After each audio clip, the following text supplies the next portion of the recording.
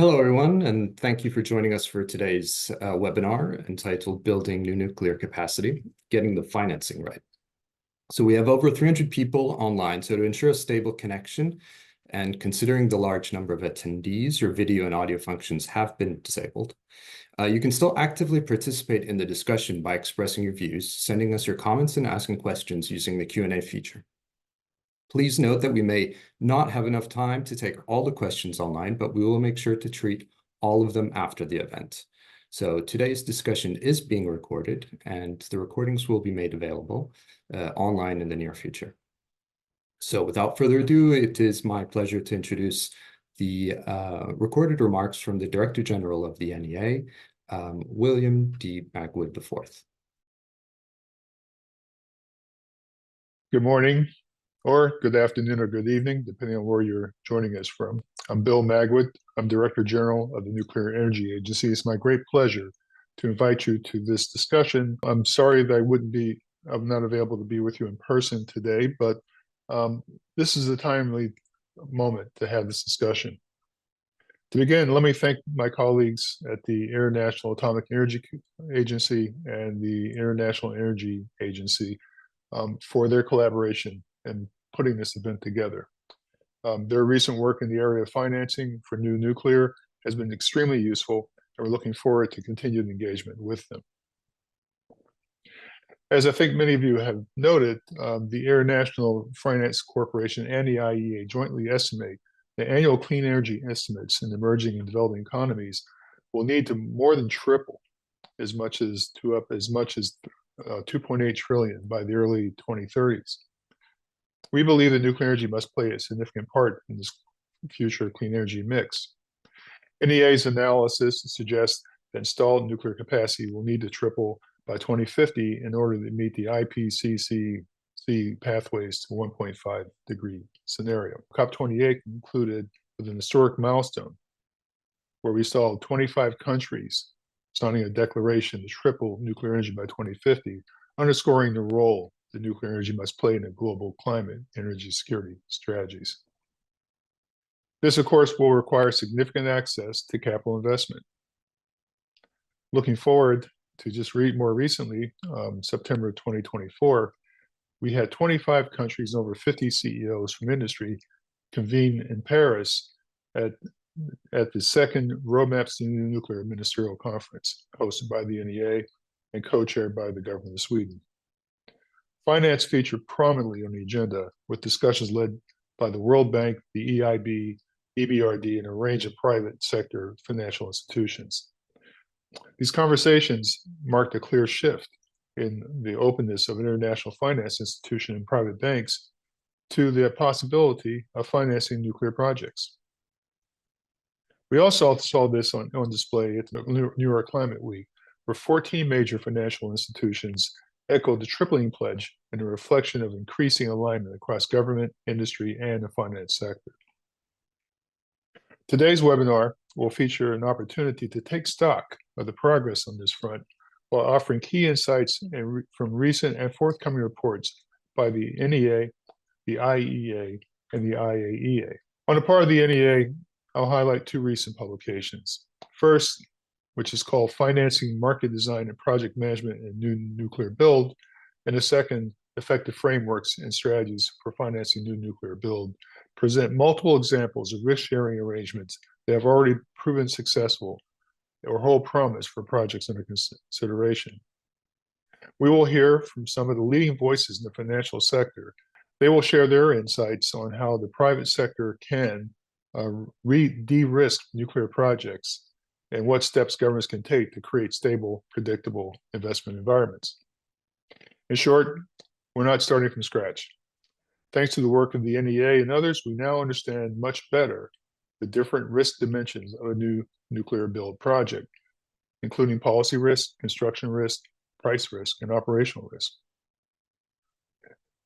It's important to note that based on this experience, rather than let a single actor take on the combined risk of a nuclear project, financing costs can be substantially reduced if we allocate each individual risk to the party best equipped to carry, manage, and reduce that risk. This necessarily implies risk sharing between the private sector, the public sector, electricity consumers, private investors, and plant operators. However, even the most thorough approach to nuclear financing cannot substitute for adequately addressing the two other conditions that must be fulfilled if we want to have successful new nuclear build projects. Market design for electricity, as well as markets for industrial heat, must recognize the fact that low carbon technologies required for the energy transition are all highly capital intensive and have low variable costs, which set prices in competitive markets. This means new nuclear build projects, just as for other low carbon technologies, require some degree of long-term price and revenue stability. Instruments such as stable tariffs, long-term power purchase agreements, or contracts for difference successfully provide this certainty, and these mechanisms already exist. We must ensure that they are more systematically employed throughout NEA countries to include nuclear energy. In addition, good project management in the construction of a new nuclear plant is indispensable. Strong leadership, complemented by rigorous but constructive oversight, independent project advisory, and thoughtful design and attractive incentives must be routinely implemented for building on time and on budget. This includes the importance of ensuring the right combination of global and domestic supply chains and adequate workforce training and skills. There is some good news here. Despite recent projects that have seen issues, in the United States, despite some growing pains, the completion of units 3 and 4 at Vogtle has demonstrated a capacity to reinitiate large-scale projects after a long hiatus in the United States nuclear industry. Of course, South Korea has demonstrated a very strong ability to complete nuclear projects on time and on budget, with an accomplishment in the global industry, such as the Shinkori 3 and 4 units that were completed ahead of schedule with excellent cost control.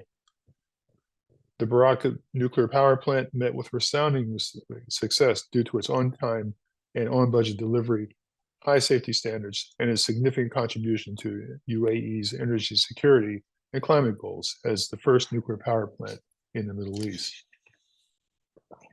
And in Canada, Bruce Power's Life Extension Program, a long-term initiative to refurbish 6 reactors, is progressing very well, with the first major unit at Bruce Unit 6 being completed on schedule. Similarly, Ontario Power Generation's refurbishment of Darlington Nuclear Generating Station has also seen strong progress, with early stages being completed within budget.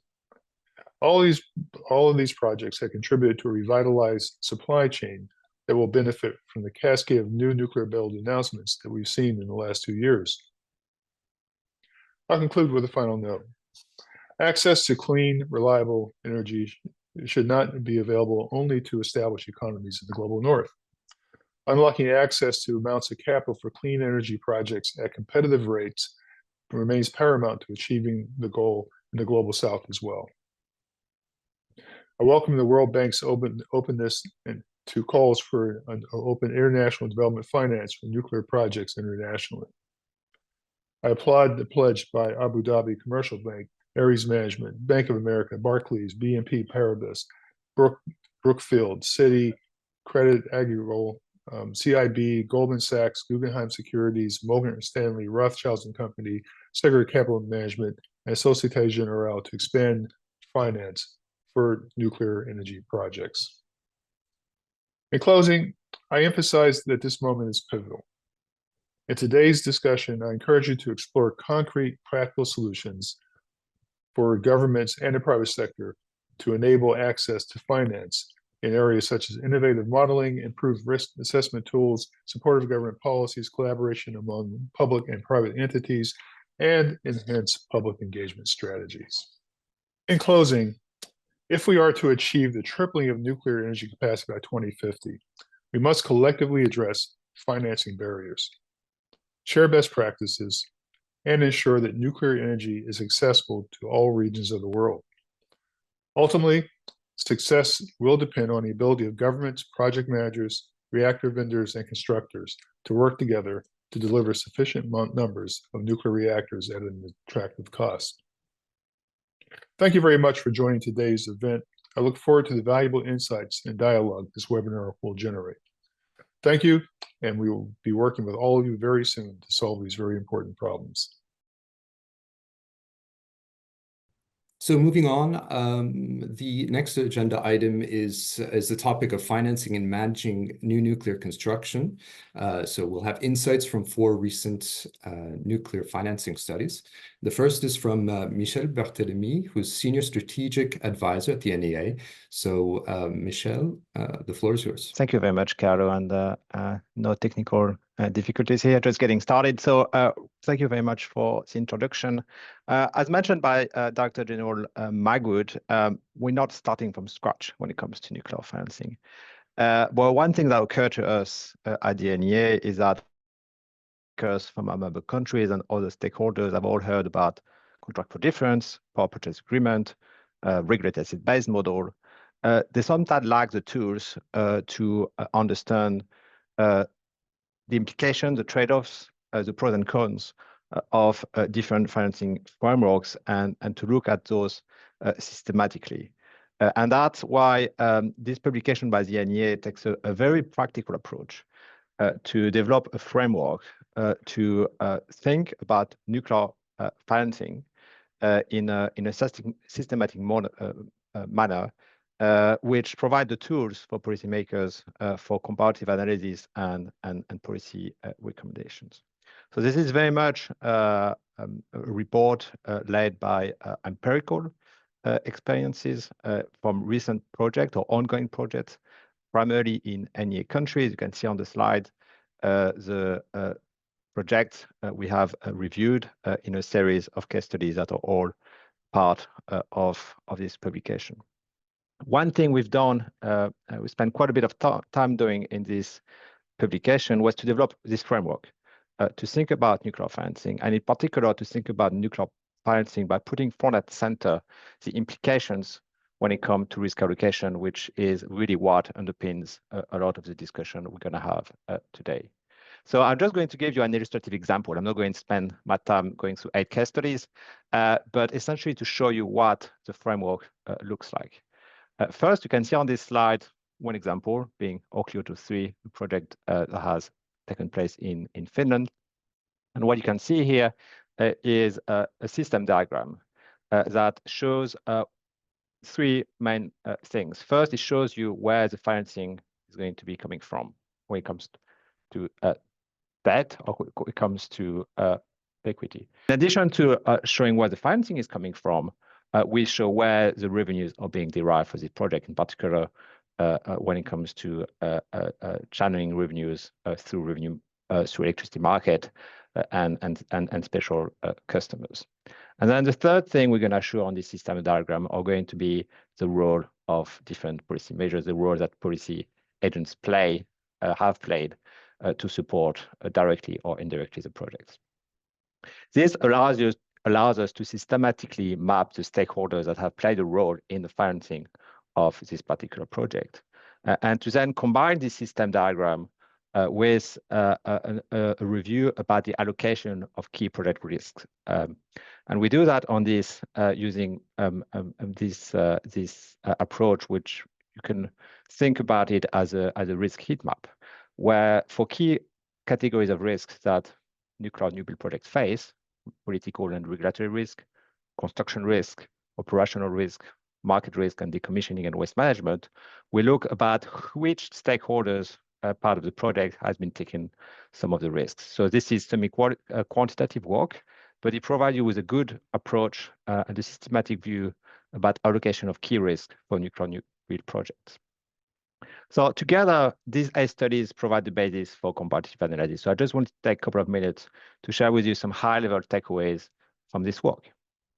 The first is that when we look at the different categories of risks, the one where we think we need to stop and spend a bit of time on today is really construction risk. It's not to say the others are not important, market risk are very important. But what we see from the case study is that today, policymakers and projects moving forward tend to have the tools to address electricity market risk. But construction risk remains a key short-term hurdle. And here the trade-off is a very simple fundamental economic trade-off. about who should bear this risk.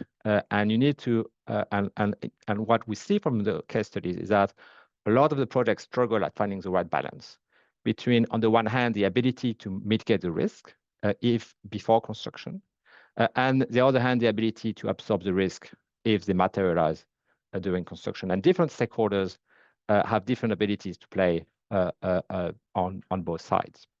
And so a lot of the discussion when we look at ongoing project under consideration, typically, as we may hear later when it comes to SLC in the UK, is finding the right balance between investors, government, consumers, bearing some of this risk because they all have different ability to play on both front of mitigating the risk and managing the risk. The other important findings is on the role of respectively governments and industry, private finance. And let's start with the role of government. Here we have just do a simple summary about the type of policy measures that we have found across the case studies. And one point we want to emphasize is that whilst a lot of the discussion often is focusing on what role policymakers can play directly or indirectly to finance nuclear new build project, particularly in terms of direct financial support, there's actually a lot in the government, in the policy toolkit when it comes to non-financial support. Think about regulatory support, think about infrastructure, think about who is going to, whether the role for government as a backstop to take some of the residual risk. All of these different policy tools have an essential role to play to support nuclear new build projects. So government should really look at the policy toolkit in a holistic fashion and not just focus on the direct or indirect financing support they could provide. When it comes to the role of industry, there is a clear trend today that we can see from the project under consideration and from the discussions that are taking place within the industry. And it's important to recognize the moment in time where we currently stand, because in many of the NEA countries, the OECD countries, we are at a point in time where we are still building projects based on sometimes first of a kind design, but sometimes design where we are still rebuilding supply chain capabilities. And we need to recognize that because that implies some limits today when it comes to the role that private capital can play in terms of level of funding and in terms of appetite to take some of the risk. But if industry in any and OECD countries are able to move beyond the first of a kind hurdle and to move to a level with higher level of design and supply chain maturity, there is certainly a larger role that private finance will be willing to take, particularly in terms of providing some of the funding and to a lesser extent the ability to take some of the risk, because there will always remain some residual sovereign type risk that the government would have to backstop. And then moving to serial construction and potentially some more longer term prospects, including with emerging technologies such as small modular reactors, that we can say an even larger role for the private sector to play. So that's an important point to recognize in the current policy debate. And I will conclude with another dimension when it comes to the role of private finance, which is that the role is also not static across the project life cycle. As an important consideration, including particularly for many governments that are sometimes at this point in time facing difficult budget cycles, in particular because whilst the appetite for private financing to come during the development or the construction phase might be limited for some type of investors, equity or debt investors, once projects become operational, when they go past construction, the risk profile of the projects changes drastically. And that opens the door to a much larger role for private finance, including larger role for refinancing and with large sizable opportunity for refinancing and potentially government to limit the long-term financial commitment to this project. So again, another point to add to the policy debate. So with that, in the interest of time, I will stop now, and I hope we'll have time for discussion later.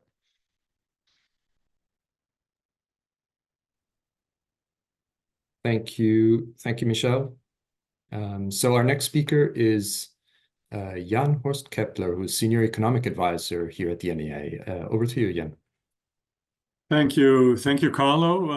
I will present some themes of our report on financing, market design, and project management in nuclear new build. It's complementary to what Michel just presented. And if you can start right with the first slide. Key theme of the report is, of course, that financing, electricity market design, and project management are interdependent. We cannot think for financing independently of electricity market design and project management. Then, as Michel also already intimated, we need to systematically manage the different risk dimensions. As Dr. Magwood said, policy risk, price risk, and construction risk are the key ones here. And we think amongst the three, actually, construction risk now really looms largest. Another theme here is financing costs are not an input only of a nuclear new build project, but also an output. That, of course, draws attention to the paramount importance of good project management. A well-managed project will have lower financing costs than a badly managed project. In complement, we need to think about electricity market design. I'll briefly come to that. And coming back to project management, I like that phrase, there's no such thing as a complete contract. We cannot contractualize everything. There is complexity, there's asymmetries of information. That makes leadership a key item. Somebody must be able to take on in a nuclear new build project those parts which cannot be fully codified in advance. And then finally, some of the risks will need to be socialized, i.e. will need to be borne by ratepayers or by taxpayers rather than by private investors. That is inevitable at the current state of nuclear development. However, nevertheless, associating the private sector brings great value, and we'll come to that. Next slide. Next slide, please. Yes, thank you. This is just the way we think about financing costs. Just stick to the first line here, that the cost of capital of a nuclear new build plant would be the risk-free rate plus that correlation of the return on that nuclear investment with systemic market risk and the number of project-specific risks. These are the ones that we already mentioned: policy risk, electricity price risk, and construction risk. The interesting one here today, I'd like to mention briefly, is the famous beta, the correlation of a nuclear power plant or a low carbon investment in general with systemic market risks.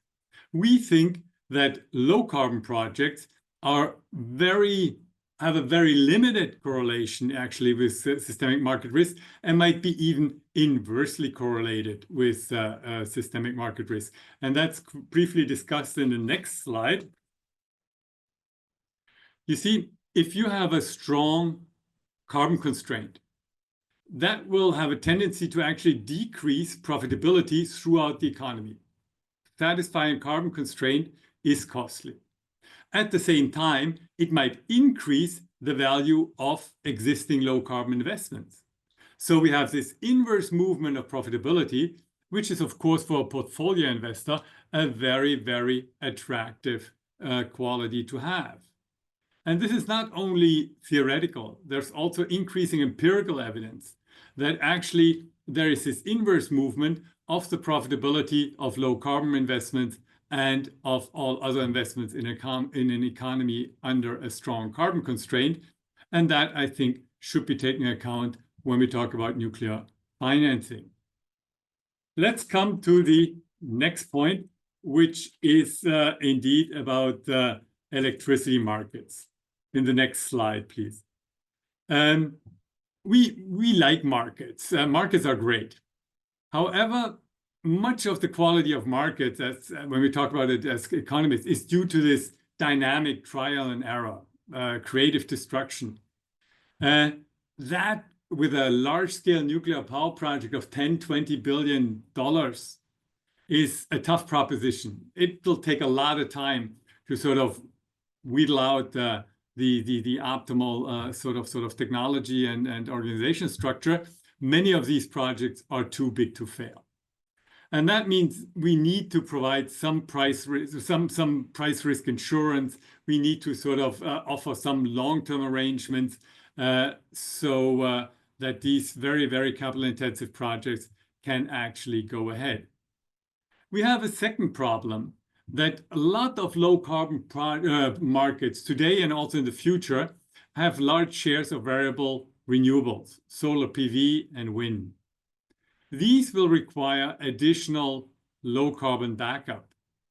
That means that in the low-carbon projects and low-carbon systems of the future, we'll actually have a mix of solar PV and wind, which have fairly attractive LCOE, but they have the intermittency, that's fairly high system costs, as we call it. So an optimal system will have relatively large shares of variable renewables, wind and solar PV, and equally large shares of nuclear, perhaps hydro, dispatchable low-carbon technologies. And that's what we're working on in sort of getting that mix right, optimizing the cost, optimizing system performance with a mix of different low-carbon technologies. Let's come to the next slide. Just one additional remark. There's a lot of information in that slide. I will not be able to go through it all, but this is about sort of the overview of what we call hybrid markets. What will be the hybrid electricity markets of the future? To some extent, there will be the competitive dispatch that we know today, and then different forms of investment support for different types of technologies.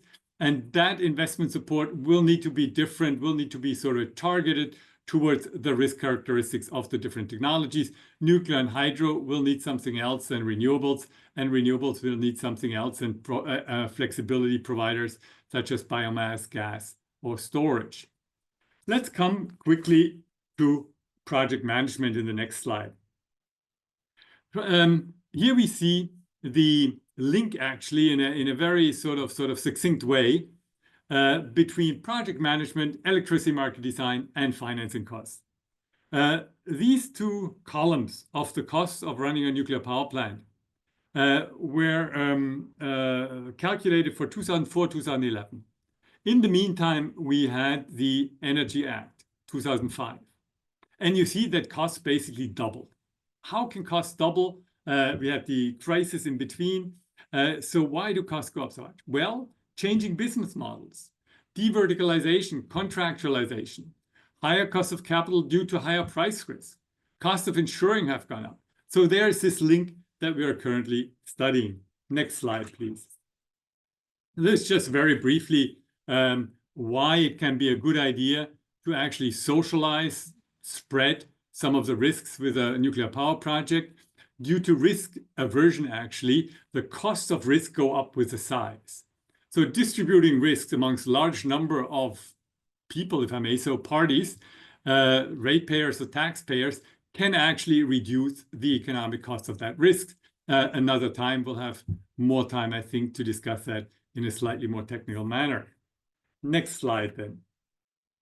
If indeed there is a case for better project management, what are the elements? Let me come to the three last points on this slide, actually. Supply chains. We talk a lot about them, but we need to stop pushing a string. We need to pull a string. If we have good, well-financed project, the supply chain will come, will configure themselves. Money talks. We will indeed get what we pay for. If we talk about bottlenecks, that means we are not paying enough in order to get over them. And then finally, nested incentives are a great way of increasing efficiency. Let me come now to the question of private investment, private participation in nuclear new build projects in the next slide precisely. Thank you. We know private investors will have higher funding costs than governments, and we need to diversify some risks in a socializer. So why keep on private investors? Well, first of all, they provide transparency, project validation. They have great experience in incentive structures, in large-scale project management, and it can be an entry into gradual transfer of ownership. We think actually that a nuclear power project should refinance dynamically throughout the construction period. When we start off a nuclear project, risks will be terribly high, impossible for private investors to take on.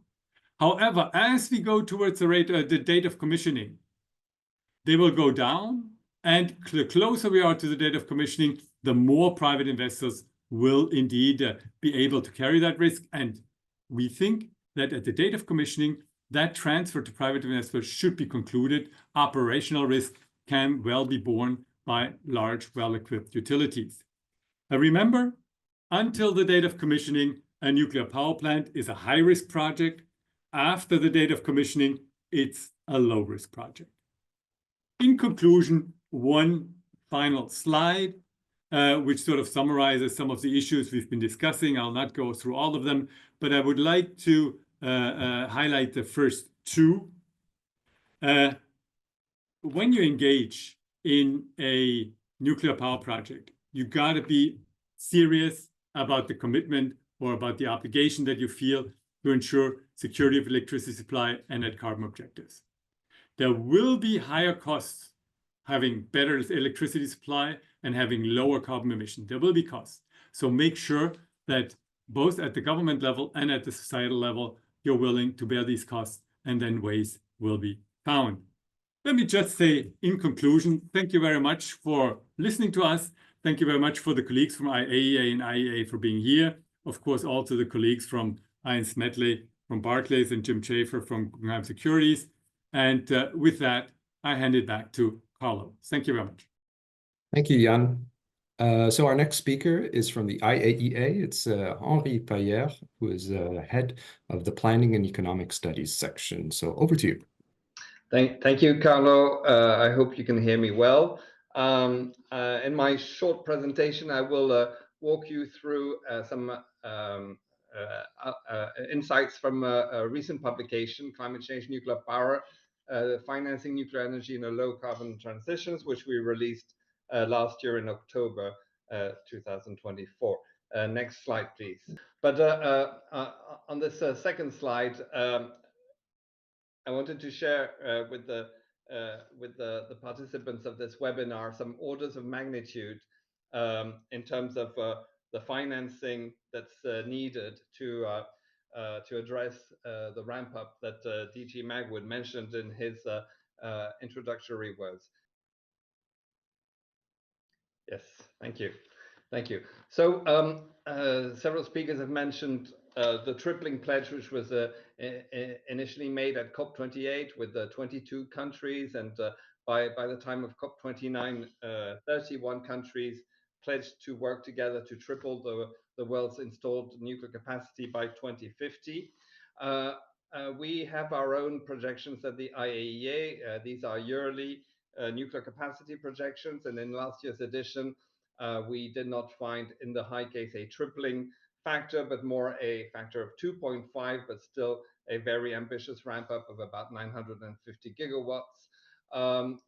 Here I have the IEA net zero scenario from 2023. We did not update it with the latest results, which is a little higher in the 2024 edition. But these are significant ramp ups in terms of capacity, which go hand in hand with an increased level of financing needs. We've calculated that to meet the tripling pledge, the annual investments in nuclear would have to go from about $50 billion a year. That's the historic average over the last, let's say, 6 years, to 150 to meet the high case that we project would be more 125. So we're talking about a lot of money to finance, to get together. Next slide, please.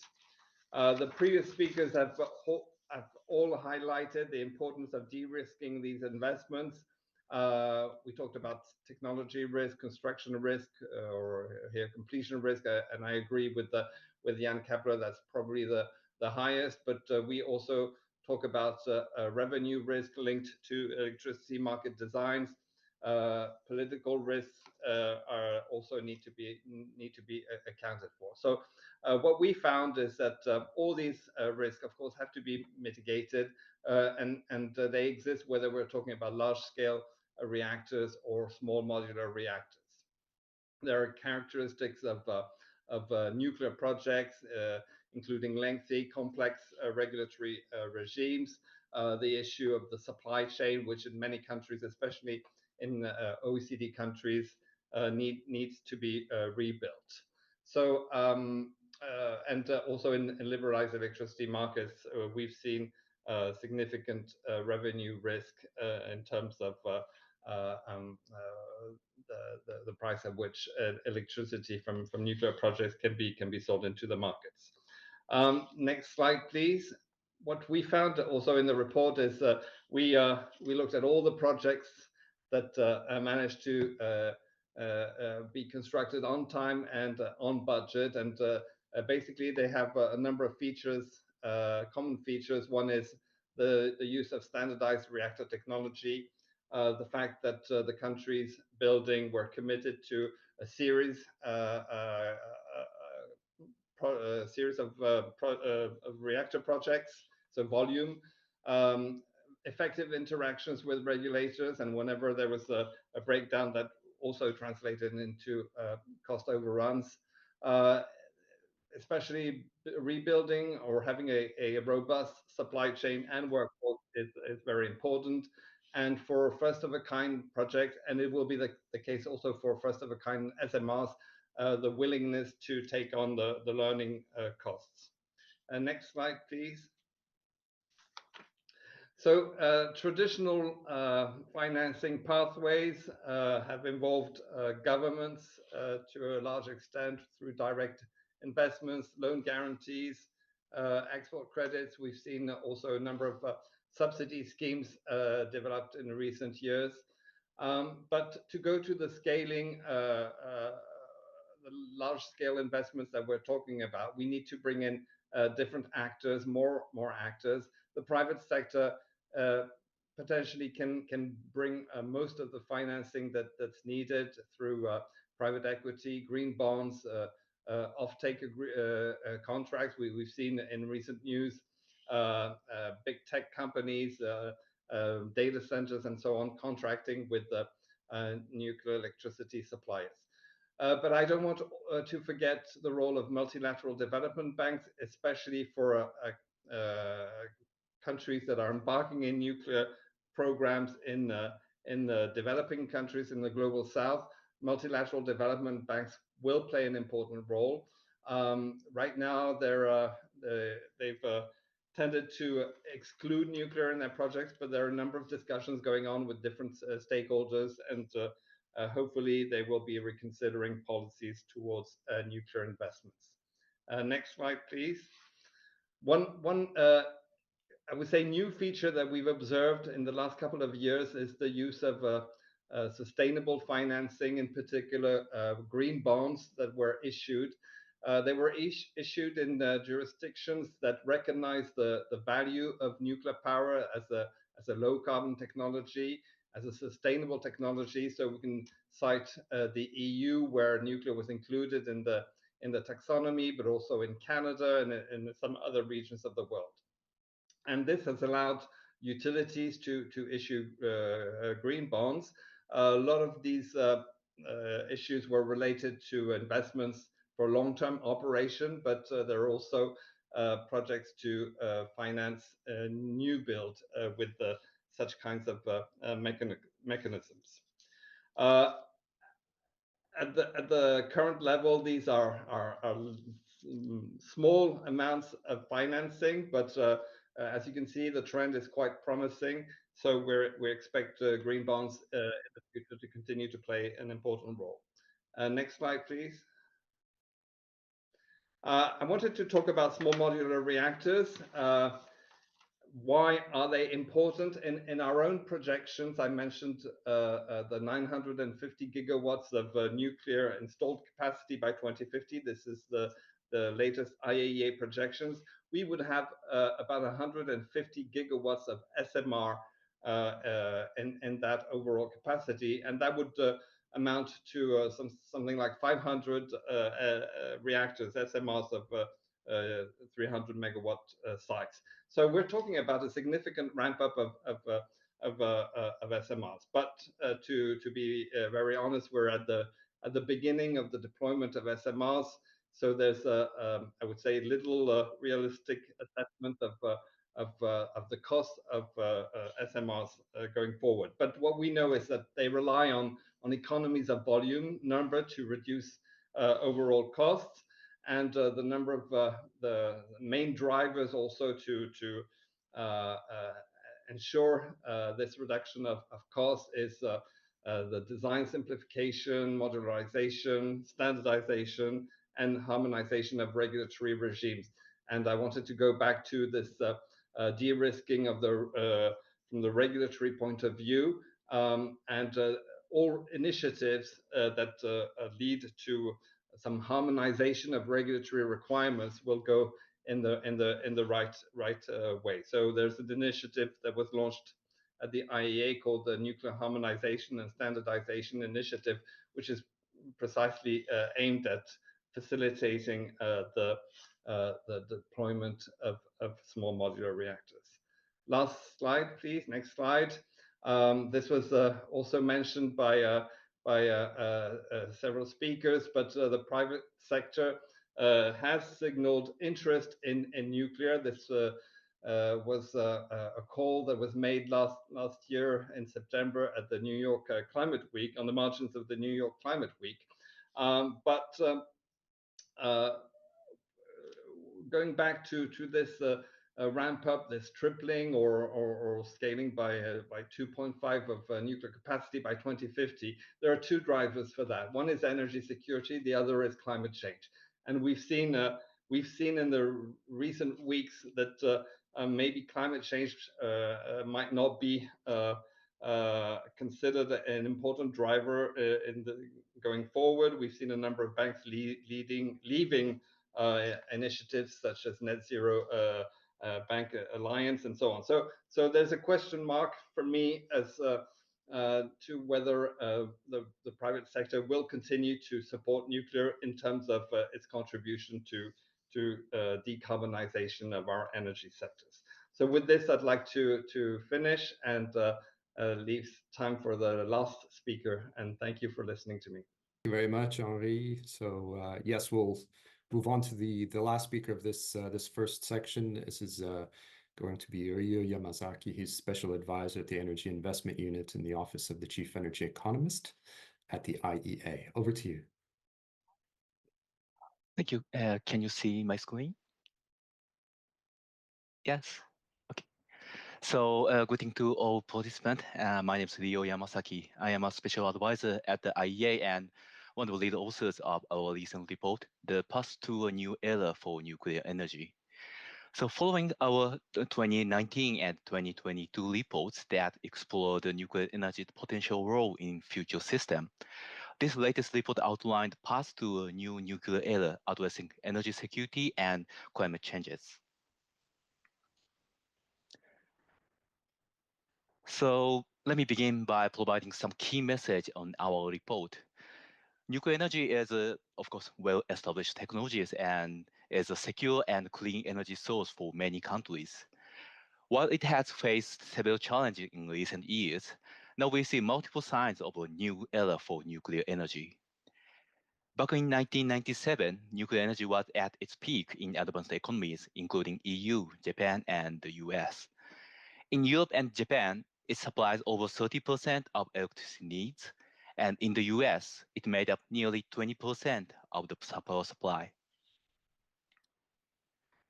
And in advanced economies, electricity demand has risen by over 20%. However, nuclear generation has declined by more than 10%. The EU's nuclear share dropped to around 20%, with many reactors shutting down by 2023. And Japan's share fell sharply after the Fukushima accident, but is now recovering as reactors restart, whereas the US has maintained a stable nuclear share. So the peak contribution of nuclear in advanced economies is in the past, but now there are some signs of a new era. Number one, in 2025, nuclear power generation is expected to reach a record high due to new installation in China and reactor restart in Japan and others. Secondly, there are 70 gigawatts of new capacity under construction, and more than 40 countries have formulated concrete plans to develop their nuclear industries. Additionally, there is some progress in initiatives related to small modular reactors, SMRs, especially in recent discussions about the strong demand for AI and data centers. Let's talk about the data center a bit more. The rising demand for clean and stable power from data centers is a new driver for nuclear energy growth. Data centers' load profile is typically flat and stable. This aligns well with nuclear power's consistent output. In addition to that, SMRs can offer a more localized energy solution by being built closer to their demand. Our bottom-up research identifies plans for up to 25 gigawatts of SMR capacity, and almost all of it is in the US, but interest is growing globally, including announcements in various countries such as India, Sweden, and the UK. Additionally, the strong credit rating of large technology companies create favorable conditions for financing SMR projects. This synergy between the sector's financial stability and SMR modularity provides strong momentum behind the technology. Next slide shows our outlook of the nuclear energy growth. In our scenario, global nuclear capacity will double to 870 gigawatts by 2050. This growth is largely driven by policies aimed to enhancing energy security and addressing climate concerns in over 40 countries. The biggest contributor, which are large-scale reactors in light blue, contribute over 500 gigawatts of new capacity by 2050. Two-thirds of this growth come from emerging economies, and China drives this expansion, contributing over one-third of global addition. In contrast, in advanced economies, the rise in SMRs and new construction of large-scale reactors only just offset the effect of an aging fleet. As a result, capacity will be slightly higher in 2050 than today. Let's turn to the investment side. Since 2010, global nuclear energy investment has more than doubled to over $6 billion. This growth is driven by increased construction of large-scale reactors in 2023 and cost overrun in advanced economies.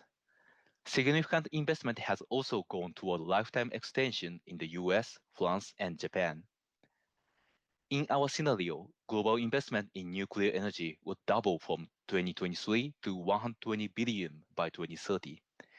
While most funding supports large-scale reactors construction, 25 billion will fund the first SMRs coming online in the 2030s. Over the next 25 years, global nuclear investment will reach 2.5 trillion, with two-thirds going toward large-scale reactors. Next, we explore how these investments will be funded.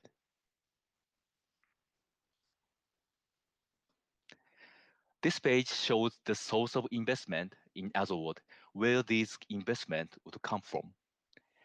As we all know, nuclear projects are difficult to finance due to their scale, capital intensity, and long construction times. Additionally, based on our surveys and discussions with financial institutions, cash flow predictability is a key factor in their decision-making.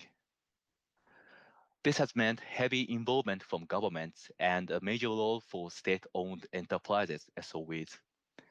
This is especially pronounced in China and Russia, where all nuclear investments are made by SOEs, as well as in other emerging economies. And in the future, SOEs will continue to drive investment decisions in emerging countries. A shift towards SMR development sees a growing role for the private sector, particularly in advanced economies. Investment from private companies will make up around 60% of investments between 2036 and 2050, and continue to surpass those of SOEs. In other words, so public funding alone will not be sufficient to build a new era for nuclear, and private capital will be needed to scale investment. In conclusion, when we saw rapid growth for nuclear energy in the 1980s and 1990s, electricity systems were regulated and the main risk was overinvestment. But this is not the case anymore, and investment in nuclear, as well as technologies, can be more challenging, especially in the private side. So the big question is, how can we attract the investment in the future? So alongside the needs for industries to build new projects on time and on budget, policymakers need to take steps to reduce uncertainty and de-risk investments. In addition, they should also foster innovation and streamline regulation as much as possible. These steps can clear the path to a new era for nuclear energy. That brings me to the end of the presentation. Thank you very much. Thank you very much. So we'll be heading on to the Q&A section. So we have some questions in the chat, and I'll take the first one. Which I think we can hand to Michel Berthelemy. The question is, where the government is taking some early first-of-a-kind or construction risk, what mechanisms can government use to participate in project return, such as preferred dividends?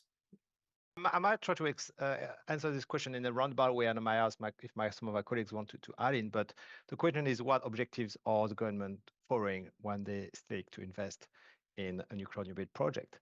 And they might be supporting the project because of broader societal interest. Thinking typically, I think one of the important rationale here is thinking about a nuclear new build as strategic infrastructure. And if you're a government and you're investing in a strategic infrastructure, you're not necessarily doing it because you're chasing a specific return. The return for you is having that strategic infrastructure. And so that's a rationale for government to come in and support the project and potentially try to get from it a lower return than what the market wants to will not normally expect for such investment. Thank you, Michel. Yeah, so we can move on to a second question to try and take in as many as possible. We are running behind schedule, so as mentioned, we'll address the other question separately. Perhaps this one for Jan. Could you please explain what you mean by regulatory risk, and where would you place a risk of lack of competence? Yes, thank you, Carlo. I have not talked much about regulatory risk.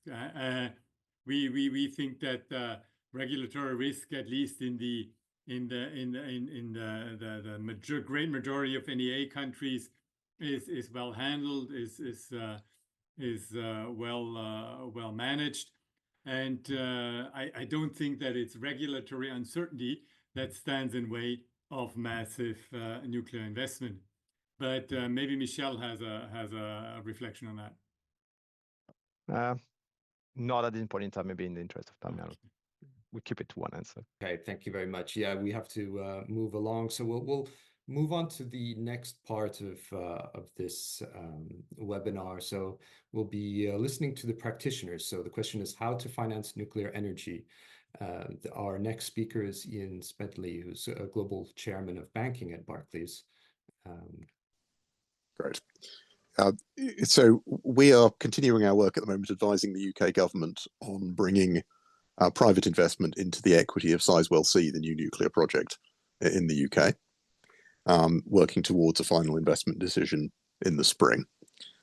So you appreciate that now is not a good moment to tell you very many specifics about that project, but I think some of the themes from that project are very relevant as we think about the private investor appetite for new nuclear build. We've seen, I think, a number of interesting developments in countries across Europe. We've been following very closely a number of government attempts at changing nuclear policy with a view to encouraging new investment, both from government and from private sector actors. Perhaps I could give a few quick observations on investor appetite. So, number one, I think in any configuration, government role remains central, whether that's as the party constructing the regulatory regime and the rules of the game, but also as a provider likely of both debt and of equity. I think, as Michel and others mentioned earlier on the call, I think a very different perspective in construction and in operation is to be reasonably straightforward for the private sector to take a view on an operating nuclear asset that forms part of rate base, part of RAB, or operates under a CFD where the funding model is very well known. I think that sets up the potential that's been flagged in some of the papers from the NEA of migration from public to private, both equity and debt over time, moving from the construction phase into the operation phase. But I'm also, I think, pretty confident that with the right framework, private investors can be attracted to nuclear and add value in the construction phase as well as in operations. A couple of points I think relevant from our recent experience. Number one, we see an increasing interest from financial investors over time, and that reflects a recognition of nuclear's role in achieving a decarbonised energy sector and the growing importance of nuclear globally, and therefore it's a sector investors kind of feel increasingly is worthwhile them spending time on. But secondly, the timescales of nuclear, as we all know, can be very difficult.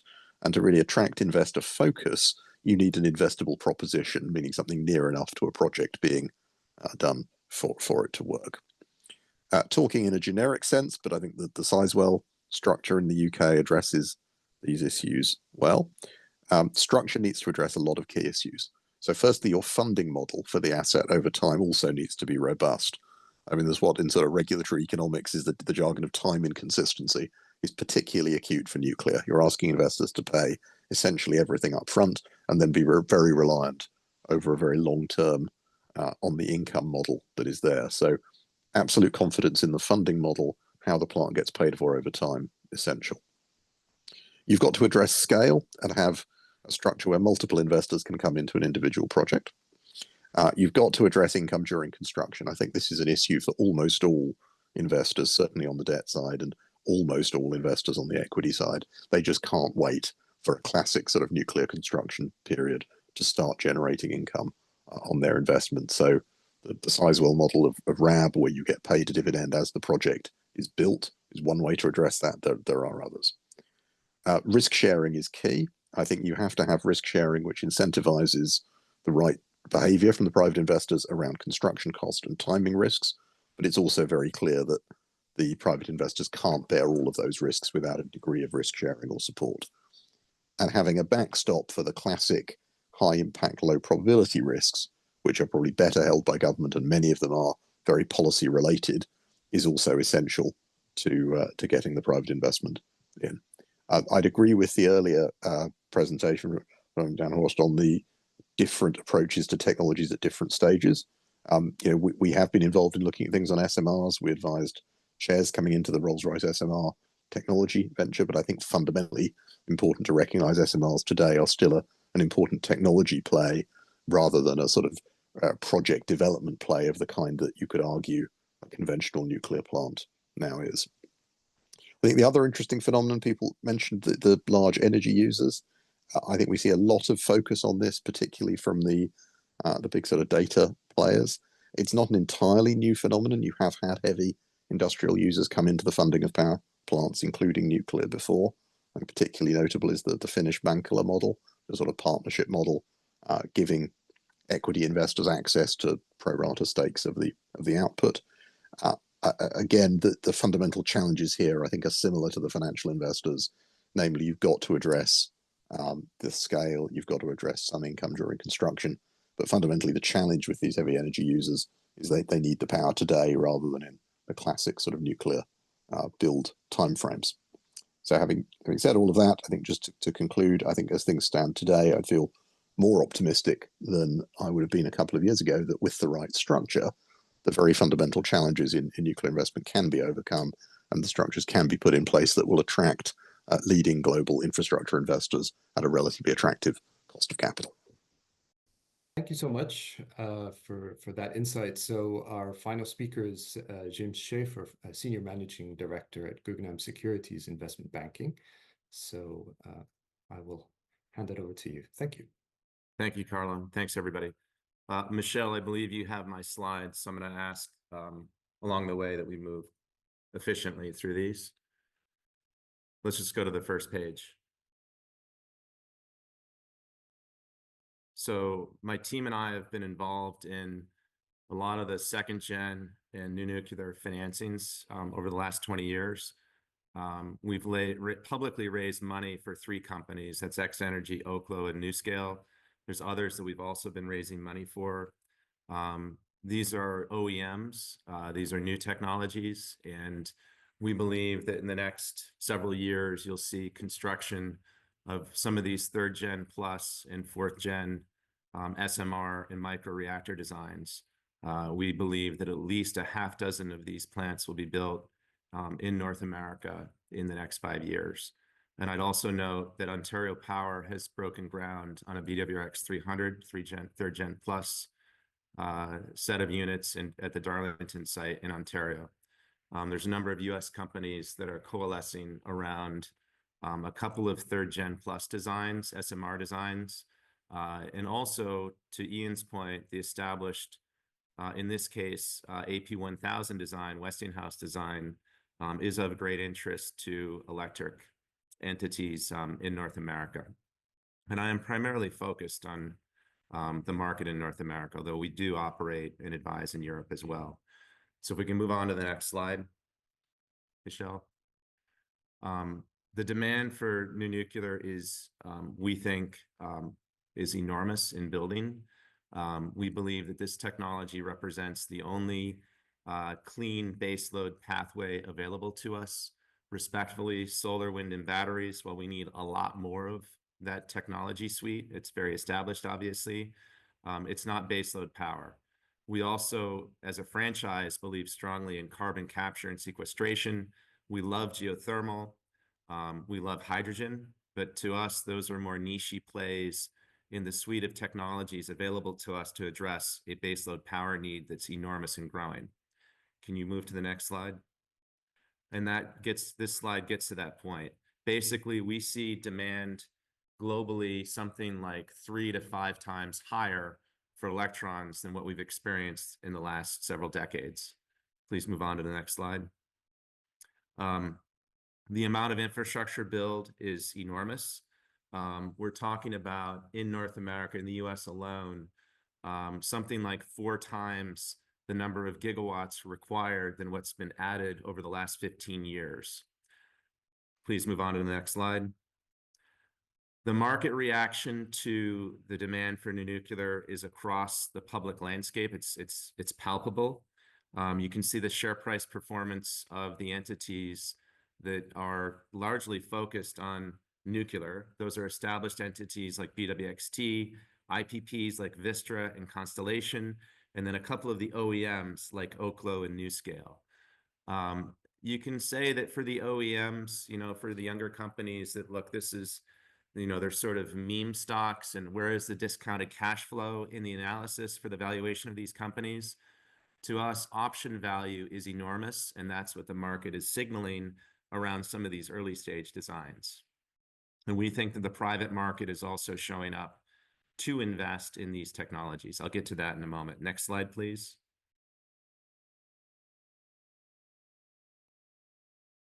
The funding problem, look, we've kind of outlined that, so I'm not going to spend much time on this page, but what I'll say is the biggest issue with new technologies is the equity risk. The issue is not finding the debt, it's addressing the equity risk. And so really at the end of the day, in order to do that, you have to have a market design that signals the need for these clean baseload electrons, and certainly the early stage units for any one of these fission pathways.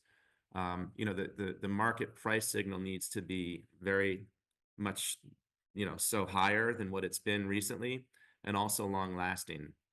So to us, the biggest way to solve that gap is for customers to have long-term PPAs set at the right prices. And along with that, designs within the PPAs to front load the PPAs with cash. Next slide. We would note that a lot of the demand that exists in the market today for new electrons is coming from tech and data center companies.